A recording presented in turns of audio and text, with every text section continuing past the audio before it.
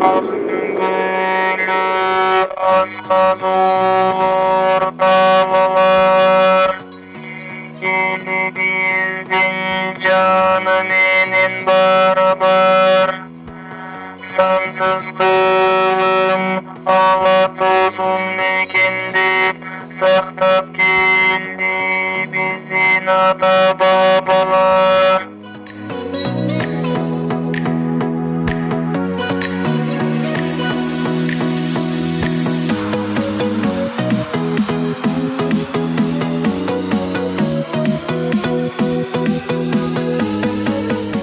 Робоскайдын ачылганынан негизи ачабыз деп ойлоп жүргөнүбүзгө 3 жыл мурун ачабыз деген болчук да. Анан негизи официально ачылганы бул былтыр ушул жайында ачылган да. Анан балдарды окутуп баштаганыбыз бул ноябрдан баштап окутуп баштадык Бишкекте. Ал эми буга чейин Москвада окутуп жүргөн болчук. Ал жакта школа юных энергетиков деген кандай десем балдарга ар кандай техниканы үйрөтүп турган кружок десек болот да. Негизи өтө мыкты деңгээлге жетип, конкурстарга катыша турган убакытка келип баштайт. Буюрса конкурстарга да дайындайбыз. Негизи робототехниканын ким каалоосу бар болсо ошол. Негизи айтылат эмес неме деп, кандай десем, талант 5%, талант, ал эми 95% ал аракет да, аракетке берекет. Негизи бул робот жасалып калуу максаты негизи ошол Москвада окуп жүргөндө бул Бишкекте балдарга неме кандай десем роботтор жасап үйрөтүш керек болчу да. Анан бул робот кандай десем мага жардамчы болуш керек болчу да. Балдарга үйрөтүүдөчү.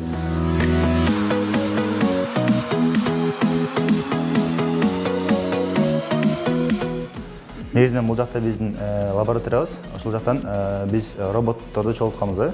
Бул жакта устройствонун аты 3D принтер деп коет да. 3D принтердин жардамы менен бул жактан ар кандай детальдерди басып чыгарабыз.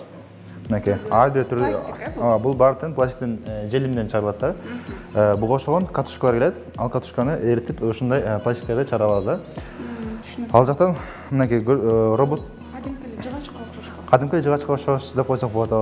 Бая көргөн роботубуз бар. Ал ошол кадимкиле ушул принтерлерден бөлүк менен чогултуп, акыры ушундай деңгээлдерге келет да. Ушундай бөлүктөр менен басып чыгарабыз дагы. Аягында аларды баарын тең чогултабыз. Робот чогултуп чыгабыз. Анан дагы ар кандай заказдар менен да иштешебиз. Азыркы убакта бул заказдар менен азыр принтер бүттү. Могу ошон заказдар жасайбыз да. Бунун баардыгын пластиктен жасалат. Азырсы болуп турган ооба. Негизи принтердин иштеши ушундай да. Бул жерден ошондо бул катушкадан айланып, анан кийин бул жерге келип түшөт да. Бул жактан азыр мен запускать этип берем бирөөнү. Ошол жерден көрсөңүз болот да процессте.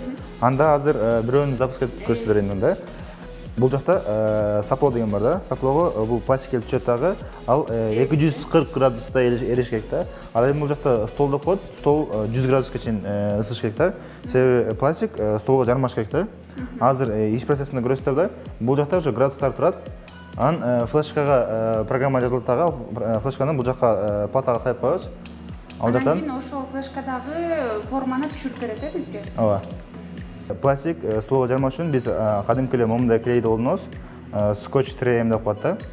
Анан буну биринчи столго кандай десем сыйпабыз дагы керектүү жерлеринечи, себеби кээ бир жерлеринен чыгып калат да.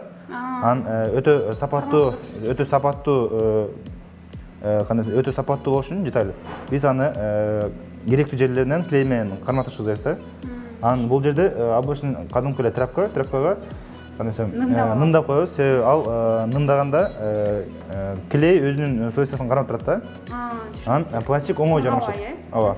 Ал эми кургап калса анда жармашыш кыйын болуп калат да.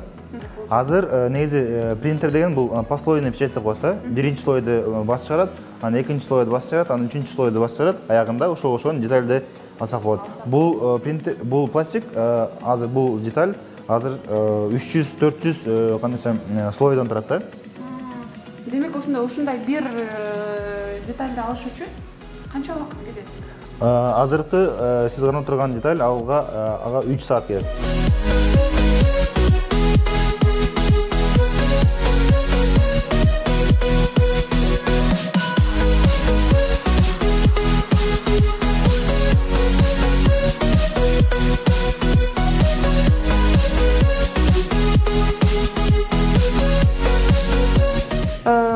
лабораторияда түрдүү желимден детальдарды алса болот. Анда эмесе детальды атайын 3D принтерден чыгарат.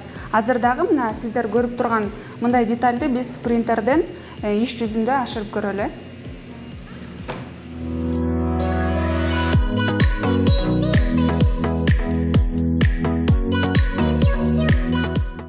Тахмин Акенжөө кызы Алтынбек Сакиев, New TV Таң Маанай.